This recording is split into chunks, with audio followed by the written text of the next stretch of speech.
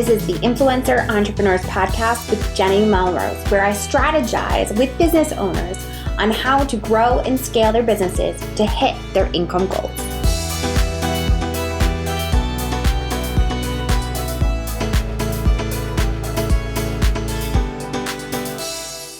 This is episode 354 of the Influencer Entrepreneurs Podcast.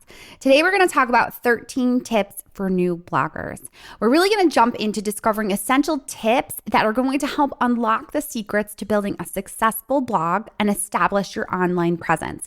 You're going to hear me recommend past episodes as well. I want you to make sure that you head over to the blog post that is linked in the show notes here, because that will bring you to each of the separate episodes where we can dive in even deeper into those. As well as, if you haven't already grabbed my Blog Like a Pro guide, make sure that you just scroll in your podcasting app and it'll be linked there for you to download that as well. All right, so let's talk about these 13 tips. And I will tell you, I picked 13 because it has been 13 years that I have been online. I created the Melrose family back in 2010, and as of this recording, it is 2023. And we sold the Melrose family back in 2019, and I have since created the jennymelrose.com, which is where you are listening to this podcast as well as reading it potentially. And that is the entire time that I have been online. And these are the things that I wish I had known so that I could have done a better job of continuing to grow. The first thing that I want you to understand is that there is a great importance in understanding and knowing your audience. You have to know who it is that you are ideally trying to attract. What is it that you are going to teach them, the problem that you're going to solve, but primarily, who are they? You can't give me this wide net of people that you expect to be able to bring to your site and feel that it's going to be easy for you to be able to connect and create content for them if they range from 18 to 65. I need you to be more specific. I need you to really think about who your ideal people are. Where are they shopping? What are they doing? What kind of content are they continuing to look? And what platforms are they using in order to consume that content to solve their problems? So really getting a better understanding of who your audience is. Now, the second tip for you is to choose a blog niche that works for your audience. It's important that you choose a niche that is something that you are passionate about, potentially an expert in, or at least 2 steps ahead of your potential audience in that niche. Now, I go through a ton of different blog niche ideas, and you can check that out to make sure that if you're not exactly sure what niche you're going to fall into, it gives you some ideas of ones that have worked for clients and clients that I've worked with that have used different niches. So really understanding what niche you are in. The third tip is to make sure you understand your goals for your blog. When you first start out, what are you trying to be able to accomplish? Now, when I talk about this, I'm talking about not only professionally within your business, but also personally within your life. What are the expectations for your family? What are you trying to be able to accomplish with your blog? Are you looking for it to be a full-time income? You have to set goals and expectations for where you are trying to go and connect it to your why. Why are you trying to make it a full-time income? Are you trying to leave a 9-to-5? Are you trying to be more there for your kids? Are you trying to have a flexible schedule?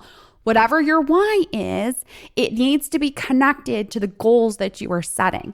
Now, I walk you through exactly how to set your goals by thinking about long-term goals as well as short-term and how to make sure that they are SMART goals. So make sure that you dive into that. The fourth tip that I have for you is to strategically plan your content. You want to make sure that, again, your content is connected to your goals, is connected to your niche, that everything ties together. It's like that spider web of where people are going to come to read about your content, and they're going to go from one post to the next post to the next post because it all builds on each other. So really thinking about how can I create content that is going to set me up as the expert, but potentially also gives me an opportunity to sell a product or service to my audience. Having an idea of the problem that you solve is going to be huge and make this much easier for you. You also, as my fifth tip, is to write quality content that solves a problem. Now, when we're talking about quality content, we're not talking about needing to have a certain amount of words or a certain amount of pictures, but you want it to be information that your audience is going to benefit from, that is organized in a way that is easy for them to consume, whether that is by reading it, by listening to it, by watching it. You want to make sure that it's easy for them to consume. You also, when you are creating that content, like I've said previously, is that you wanted to make sure that it solves a very specific problem for your audience. The problem that they have should also be something that you are solving with a product or service potentially down the road, but your content should always be looking to help solve that problem, breaking it into its tiny pieces so that you can make sure that you are interlinking within your content. Which gets me to my sixth tip, which is to optimize for SEO. It's very important that when you create a blog post, that your blog post structure is set up to be easily organized and easily consumed. But it's also important that when you are optimizing, that you do the keyword research that is going to make it easy for you to strategically plan your content. All of this falls back together so that it makes it easier for Google to understand what you want to be known for and for your audience to understand the problems that you can potentially solve for them. So making sure that SEO is something right from the beginning that you are paying attention to, understanding keyword research, the volume that you need, the way in which you can create content to interlink to each other so that there are no orphan posts on your site that don't connect to anything else. Really making sure that you have an emphasis on SEO right out of the gate. Then seventh tip is to foster engagement with your audience. Now, the first way in which you're going to do this is to have a business elevator pitch. You have to be able to tell a perfect stranger what it is that you do and who you do it for. If you can't do that, it's going to be very difficult to engage with them because they don't know what to expect from you. You also want to make sure that when you are trying to engage with them, you give them a call to action. You tell them how you want them to interact with you, whether you are promoting via email, on your blog, in a podcast episode, in YouTube, on social media. You have to give a call to action so that they understand how you actually want them to engage with you. The eighth tip is to know how to monetize your blog. Think of all the different ways that you could potentially do that. We've talked a lot about that in previous episodes.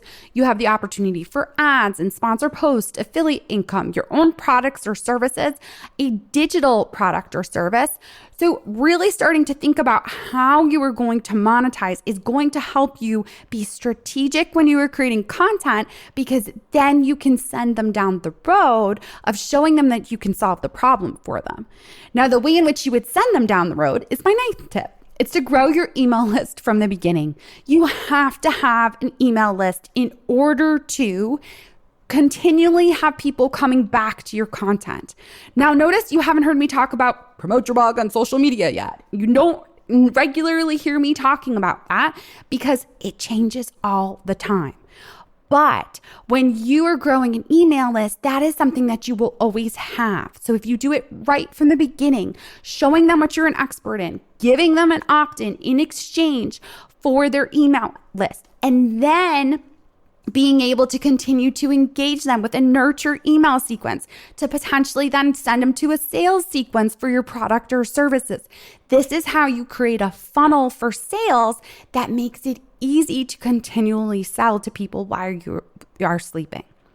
The 10th way that you are going to, as a new blogger, need is to have a strategy for how to grow your blog. Really think about what platforms are your audience on. It does not make sense to try to work on every single platform to promote on. And I'm not just talking about social, I'm also talking about what is going to be your consistent piece of content? Where is it going to come out? Is it going to be your blog, which it absolutely should be? Or could it potentially be a YouTube video that you're going to repurpose into a blog post, or a podcast episode that you're going to repurpose into a blog post? Really start to think about how you can be consistent as possible And then where are you going to promote? My next place I would recommend is your email list. Again, that's why we're telling you to build it from the very beginning. Then from there, you can look at a potential social media platform. Don't start with all 5 of them. Pick a social media platform that you know your audience is on and figure that one out so that you can then be able to go to another platform once you feel confident on how to use the one you started with. So in other words, if your audience is between the ages of 40 to 65, I'd probably recommend looking at Facebook and seeing if that's where they're interacting for your specific type of content. If your audience is 18 to 30, I'd probably recommend Instagram because that might be more likely where they're going to be. But again, are they consuming your content there? That's important to think about. The 11th strategy is to have blogger collaboration. And we spoke 2 weeks ago about exactly the benefits of blogger collaboration, as well as how to approach other bloggers and what you could potentially be doing. Blogger collaboration is one of the best ways to continue to grow your site because you will learn the strategies that are working for others, as well as not feel so lonely. Blogging, it can be very lonely. You can feel like you're in your own little silo and have no idea what else is going on in the world. And the people in your real life probably don't understand what you're working on and what you're doing. So having blogger collaboration is going to help with that. The 12th tip is to analyze your data. You have to make sure that at the time of this recording, GA4 has to be set up. You have to be using it so that you can have a better understanding of what is going on the back end of your site. Where is traffic coming from? What content are they going to?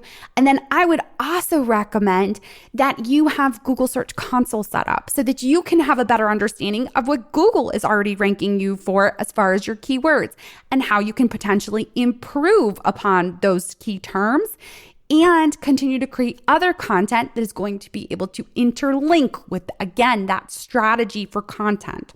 So really looking at the data. The 13th and final tip is to adapt to changes.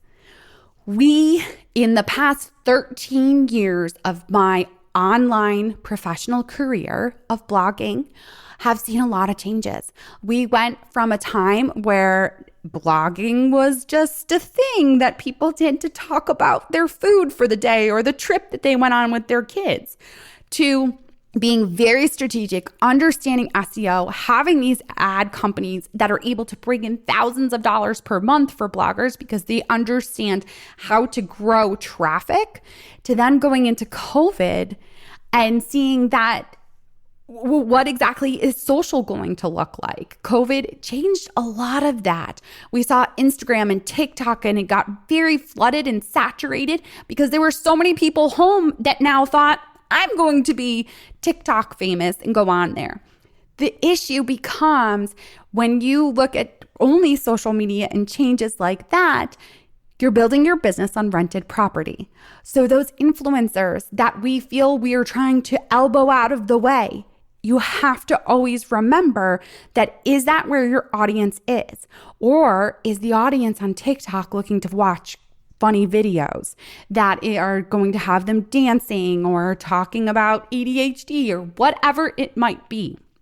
Really understanding that is that where your audience is. And then when changes do come, being willing to move with them and change with them.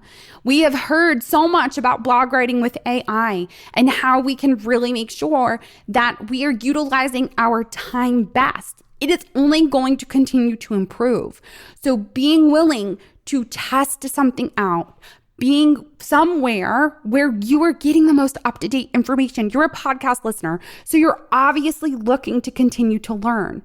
If you really want more hands-on strategic trainings, definitely think about joining me in Influencer Entrepreneurs Insiders Group. It is my membership where you get each month 3 strategic trainings and 1 group coaching call once per month. You want to be on the forefront of the trends and the things that are changing. But if you're a month, 2 months behind because you're, again, living in that little silo of yours, you're not going to be able to continue to move forward. All right, you guys, I appreciate you all so much for taking the time to listen in. I hope that no matter where you are in your blogging journey, that these 13 tips for new bloggers will help you, because even as a veteran blogger, there are many of these that I didn't learn until I was 5 years in or 6 years in, because again, I was trying to adapt to the changes that were happening. All right. If you haven't already grabbed my Blogging Like a Pro guide, please make sure that you download it and grab it. You also, if you haven't left a rating and review, I would so appreciate it if you took the time to do so. 5-star rating, just hop over into your podcast adding app and leave me a quick 1-2 sentences about this episode. All right, you guys, until next time, I will see you all then.